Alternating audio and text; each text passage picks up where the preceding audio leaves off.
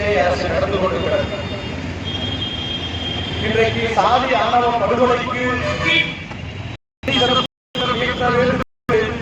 போராடி கொண்டிருக்கிறோம் என்றால் கடந்த காலத்திலும் இதே தனி சட்டம் வேண்டும் என்று போராடி கொண்டிருக்கிறோம். இன்றைக்கும் அதே நிலைதான் என்று சொன்னால் தமிழக அரசுக்கு ஒரு மாற்றம் வந்திருக்கிறது என்று சொல்கிறார்கள். என்ன மாற்றம் வந்திருக்கிறது? 6 வயது குழந்தை 60 வயது முதியோர் படுகொலைகள் கற்பழிப்பு நடந்து கொண்டிருக்கிறது. இதுதான் மாற்றமா என்பதுதான் தமிழக மக்களுடைய மிகப்பெரிய ஒரு கேள்வியாக இருக்கிறது. ஓமலூரிலே காவலர்கள் 2 பேர் கொடூரமாக தூக்கிலே தொங்கினார்கள். இதுவரைக்கும் தமிழக அரசு அதை கண்டிக்கவோ அதற்கு ஆதரவாக கூட பேசவில்லை. ஒன்று சாதி வெறியர்களுக்கு துணையாக இருக்க வேண்டும், இல்லை என்றால் அந்த காவலருக்கு ஆதரவாக இருக்க வேண்டும். இந்த இரண்டுக்கும் சேராமல் நீங்கள் இருக்கிறீர்கள் என்று சொன்னால் கடந்த ஆட்சியாளர்களை போலத்தான் நீங்களும் இருக்கிறீர்கள் என்று எங்களுக்கு தெரிய வருகிறது. தொடர்ந்து தமிழ்நாட்டிலே தலித் மக்கள் பாதிக்கப்பட்டுக் கொண்டிருக்கிறார்கள். ஆனால் விஜய் அரசு தாழ்த்தப்பட்ட மக்களுக்கான அரசு என்று தம்பட்டம் அடித்துக் கொண்டிருக்கிறார்கள். நாங்கள் தலித் மக்களுக்கு 8 அமைச்சர்கள் வழங்கியிருக்கிறோம். தலித் மக்களுக்கு பாதுகாப்பு வழங்கக்கூடிய அரசாக இருக்கிறது என்று கொக்கரித்துக் கொண்டிருக்கிறீர்கள். காலங்காலமாக எந்த அரசு வந்தாலும் நாங்கள் தலித் மக்களுக்கு அதை செய்தோம் இதை செய்தோம் என்று சொல்லிக் கொண்டிருக்கக்கூடிய அரசியல் தலைவர்களே, தலித் மக்கள் என்ன அமெரிக்காவிலிருந்து வந்தவர்களா அல்லது ஜப்பானிலிருந்து வந்தவர்களா? இந்த மண்ணினுடைய பூர்வ குடிகள்.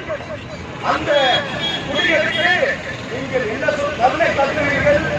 இந்த நாட்டை ஆளுகிற அனைத்து உரிமைகளும் அவர்களுக்கு இருக்கிறது. ஆனால் நீங்கள் அவர்களை அகதிகள் போல பார்க்கக்கூடிய ஒரு நிலை தமிழக அரசுக்கு இருக்கிறது என்று சொன்னால் இனிமேல் வேடிக்கை பார்க்க மாட்டோம். ஏனென்றால் இந்த மண்ணினுடைய பூர்வ குடிகள், இந்த பூர்வ குடிகளுக்கு நாங்கள் கேட்பது என்ன? இளைஞர்கள் காதலித்தால் நாங்கள் படுகொலை செய்கிறோம் என்று சொன்னால் தலித்துகளும் இங்கு இருக்கக்கூடிய பிற்படுத்தப்பட்ட மக்களும் மட்டும்தான் காதலிக்கிறார்களா? பிற்படுத்தப்பட்ட மக்களும் காதலிக்கவில்லையா? தனி சட்டம் என்பது தலித்து மக்களுக்கு மட்டும் பாதுகாப்பானதா? தனி சட்டம் என்பது இங்க இருக்கக்கூடிய ஒட்டுமொத்த சாதி மதம் இனம் கடந்து காதலிக்கக்கூடிய அனைவருக்குமே சமமாக இருக்க வேண்டும், அவர்களை பாதுகாக்கப்பட வேண்டும். அந்த சாதி வெறியர்களுக்கு மிகப்பெரிய கடுமையான தண்டனை கொடுக்க வேண்டும் என்றுதான் தனி சட்டத்தை நாங்கள் கேட்கிறோம். ஏதோ தலித்துகள் காதலிக்கிறார்கள், அவர்களுக்கு பாதுகாப்பதான் இந்த சட்டம் வேண்டும் என்று நாங்கள் போராடி கொண்டிருக்கிறோம் என்று தமிழக அரசு நினைத்தால் உங்களுடைய விளைவு கடுமையாக இருக்கும் என்பதை இந்த இடத்திலிருந்து தாவேக அரசுக்கு எச்சரிக்கை விடுக்கிறோம். தொடர்ந்து இதற்கு முன்னால் ஆட்சி செய்த ஆட்சியாளர்களைப் போல நீங்களும் இதை செய்து கொண்டிருந்தீர்கள் என்று சொன்னால் உங்களுக்கு தமிழக மக்கள் பாடம் புகுத்துவார்கள். ஏனென்று சொன்னால் நீங்கள் ஒரு கொள்கை இல்லாமல் கோட்பாடு இல்லாமல் ஏதோ சினிமா முகத்தோடு நீங்கள் ஆட்சிக்கு வந்திருக்கிறீர்கள். இதை நீங்கள் சிந்தித்து பார்க்க வேண்டும். இதை வைத்துக் கொண்டு நீங்கள் சட்டமன்றத்திலே என்னவாக பேசிக் கொண்டிருக்கிறீர்கள் என்று சொன்னால் முழுக்க முழுக்க திமுக எதிர்ப்பான அரசியலை பேசிக் கொண்டிருக்கிறீர்கள். மக்களுக்கான தேவைகளை பற்றி பேசாமல் தொடர்ந்து இது போன்ற திமுகவுடைய எதிர்ப்பு அரசியலை பேசிக் கொண்டிருக்கிறீர்கள் சொன்னால் தமிழக மக்கள் வேடிக்கை பார்க்க மாட்டார்கள்.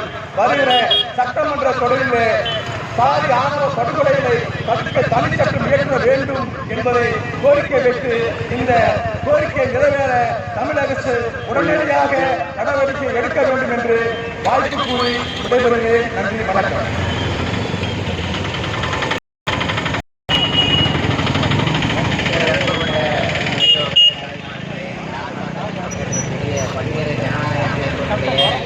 மதிப்பு மிகுந்த தலைவர்களே, இன்றைய தினம் தமிழ்நாட்டில் அதிகரித்து வருகிற ஜாதி ஆணவ படுகொலைகளை தடுப்பதற்கு ஏதோ மற்ற கொலைகளுக்கு கூட அல்ல,